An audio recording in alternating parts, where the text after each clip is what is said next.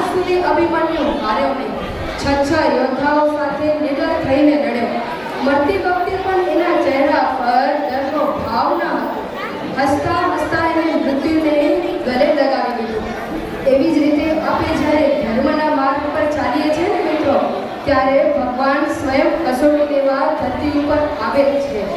કસોટી પછી નાની હોય કે પછી મોટી, એ તો તમારા ભગવાન ઉપરના પ્રેમ અને વિશ્વાસ ઉપર આધારિત છે. એવા જ એક સતયુગમાં મહાન ભક્ત થયા, જેની કસોટી ભગવાને કેવી રીતે લીધી અને એ ભક્તે કેવી રીતે કસોટી પાર પાડી, એવું સુંદર નાટ્ય પ્રદર્શન લઈને આપણા સામે આવે છે બાંદા, તોડામાર અને વડગામની બહેન વનિતા લીંબાણી, મનીષા ધોળુ, હિના ધોળુ,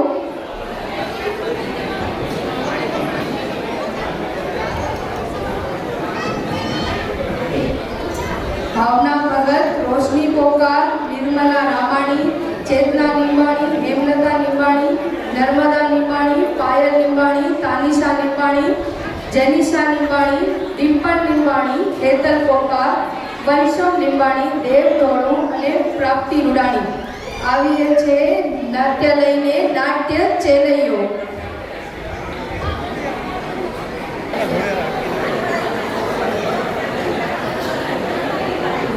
હે મારા મુરલીધર, અમારા ઉપર કૃપા વરસાવો. આજ 12 દિવસથી નકોરડા ઉપવાસ છે. મારા ધણી શેઠ સગાડસા ચારેયની બાજુ અતિથિ અને સાધુની શોધખોળ કરે છે, પણ ક્યાંય એની ભાળ મળતી નથી. અને દરરોજ એક ભૂખ્યા સાધુ કે અતિથિને જમાડ્યા પછી જમવું એવી એની ટેક છે. પણ છેલ્લા 12 દિવસથી કોઈ અતિથિ કે કોઈ સાધુ આંગણે આવ્યા નથી. મારો લાડલો ચેલૈયો, તેણે પણ મોઢામાં અન્નનો દાણો નથી નાખ્યો. તેની તો દયા ખાઓ ગિરધર ગોપાલ, તેની તો દયા ખાઓ ગિરધારી. મુરલી વાળો આપણી ઉપર દુખ્યો લાગે છે.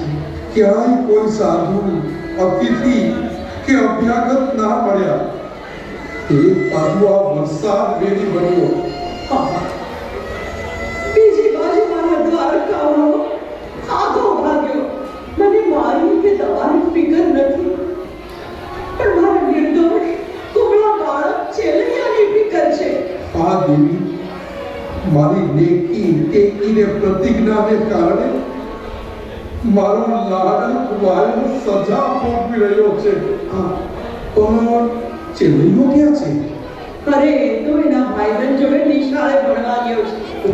દેવી, હું જાઉં છું નિશાળે. ચેલૈયાને મનાવીને ઘરે તેડતો આવું. હા હા. કૃષ્ણ ગોવિંદ હરે મુરારી, હે નાથ નારાયણ વાસુદેવ. ચાલો ઘરે. તમારા માતુશ્રી તમારી ફિકર કરે છે. એની આંખમાં આંસુડાનો ધોધ વહે છે. ભલે ચાલો. ચાલ બેટા. રાધે કૃષ્ણ. ચાલ, હટ છોડીને જમી લે દીકરા.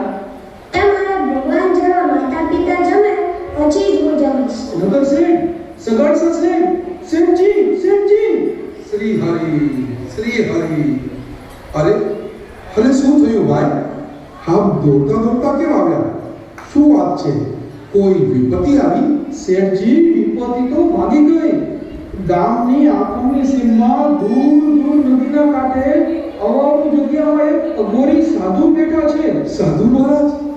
વાહ વાહ મારા મુરલીધર, વાહ. દયા કરી તમારા ભગત ઉપર. ચાલો ચાલો, આપણે સાધુ મહારાજને તેડી આવીએ. હા હા ચાલો. પણ શું ભાઈ?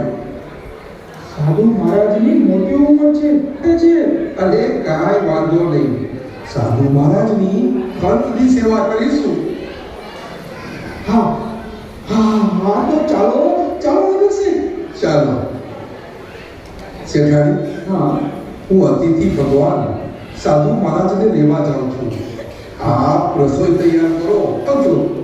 હા હા, પધારો, જલ્દીથી પધારો. અતિથિને તેડતા આવો. રાધે કૃષ્ણ. રાધે કૃષ્ણ.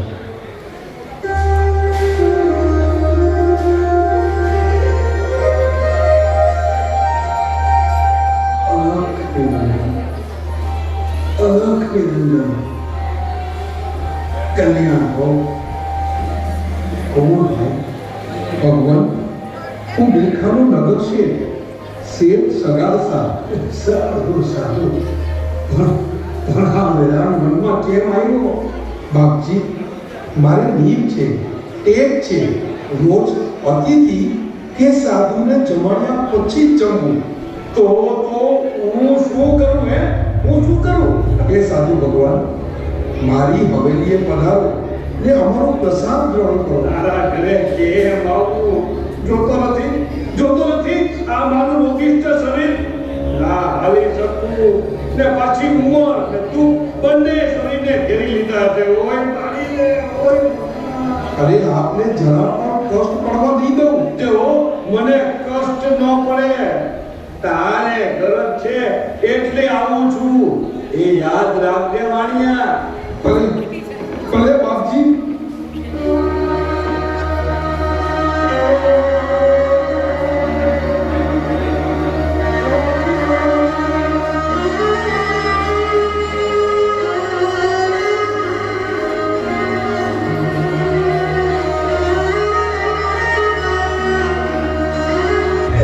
તમે મને જમણવા લઈ જાઓ છો કે મારી નાચવા? ઓય મારી લે.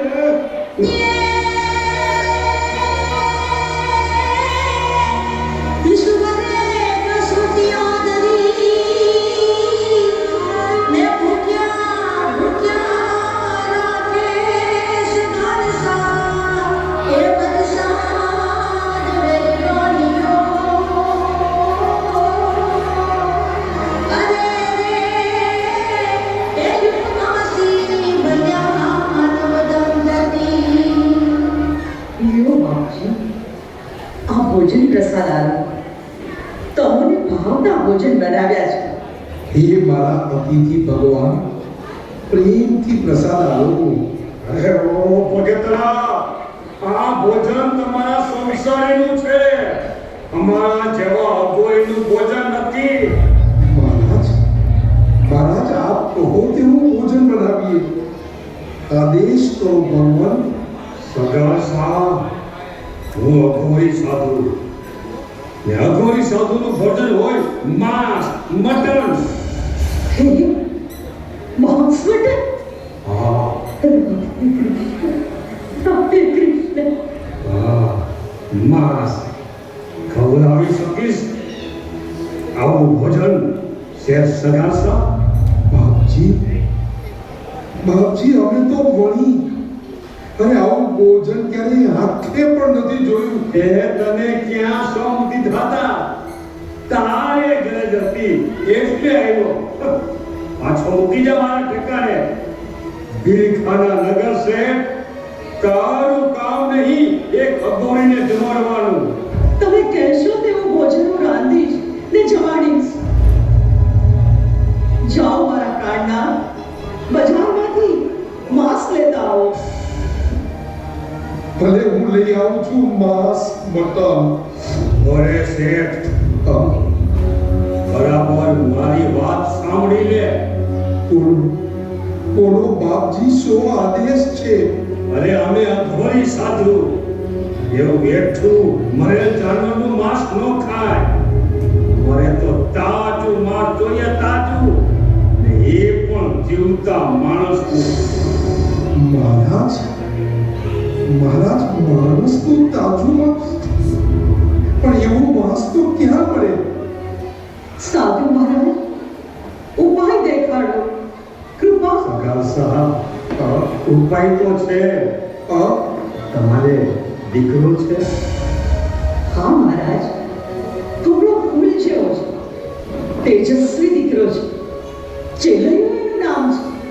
સાધુ મહારાજ, મારો સત્કર્મી દીકરો ચેલૈયો ફરી એણે પણ 12 દિવસથી અન્નનો દાણો નથી ખાધો. સરસ, બહુ સરસ. હું તારા કોમળ નાના દીકરાનું બલિદાન દઈ દે, એનું તાજું માંસ મને જમા. મહારાજ શું બોલ્યા? ચેલીઓ? હા, ચેલૈયો.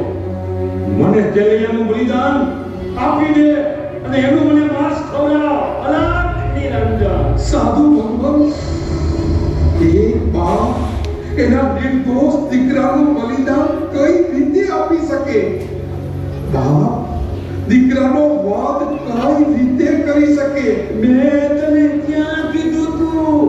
અરે તારે ગરજ હતી એટલે આવ્યો તો. શેઠિયા, પાછો મૂકી જા મારા ઠેકાણે. ઉભારો સાધુ મહારાજ. હવે તો એક માછ ખાતીએ પાડો મૂકી ને દીકરાનો વધ ખાતા જોશે. હે ભગવાન, હું ક્યાં આવી ભરાનો? અરે મને પાછો મૂકી જા સગાસા. આ તો તારે ગરજ હતી. મહારાજ, ભલે ભલે હમણાં ચેલૈયાને બોલાવી તમને ભોજન જમાડીશ. આપ થોડી વાર થોભી જાઓ. ભલે, પણ જલ્દી કરજો હો. અને ભૂખનો માર્યો હું આકુળ વ્યાકુળ થઈ ગયો છું. તેવી ચેલૈયાને બોલાવો. ભલે,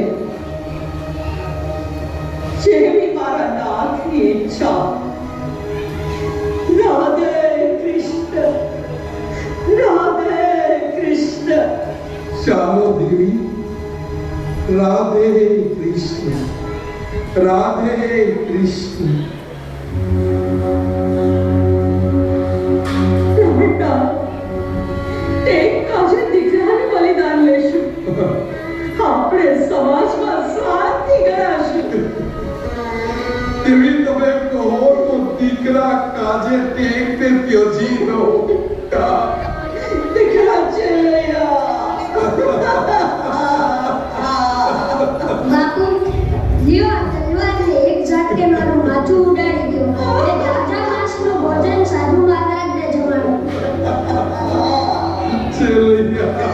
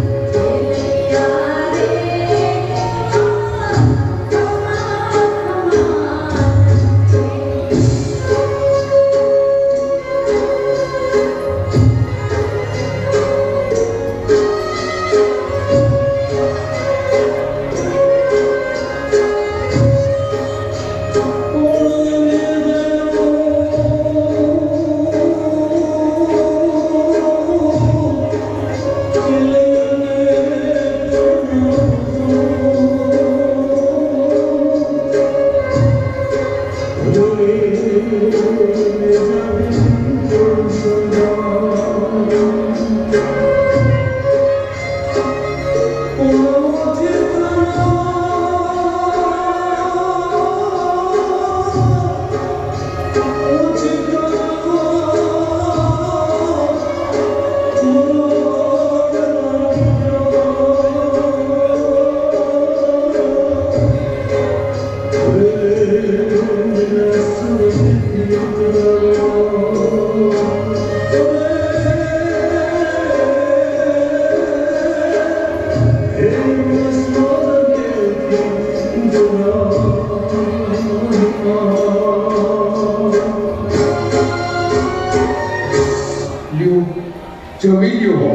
ઓહો, જમી લો પણ કેમ જમવું હે? એ તમે તો હવે વાંજિયા છો, વાંજિયા. મહારાજ મોગોરી સાધુ વાંજિયાના ઘરનું ન જમવું, અરે એનો અન્નનો દાણો પણ ન ચાખવો. અલખ નિરંજન. સાંભળી લો સાધુ મહારાજ, મારા પેટમાં 5 માસનો ગર્ભ છે.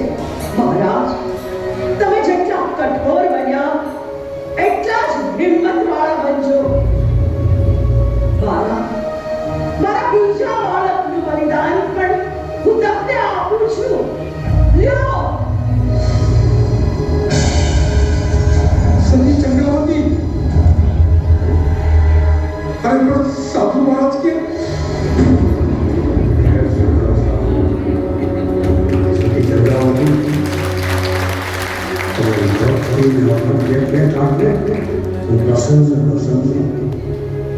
તારા આંખનો તારો ચેલેલો સામેથી આવે છે. એને બોલ બેટા. માં, બાપુ, પ્રભુ આપની અપરંપાર છે. દીકરી ચંદ્રાવતી, જે માગ હોય તે માગી લ્યો, હું હસ્તે મળી આપું છું. બસ પ્રભુ, આવી આપણી કસોટી કોઈ ભક્તોની નહીં કરતા, એટલું જ માગું છું. ને અમારી ભક્તિને નેક ટેકના પ્રકોપા કરજો. ભલે શ્રેષ્ઠ દાસા, આ બિલખા તારા નામે ઓળખાશે અને તમારું નામ અમર રહેશે.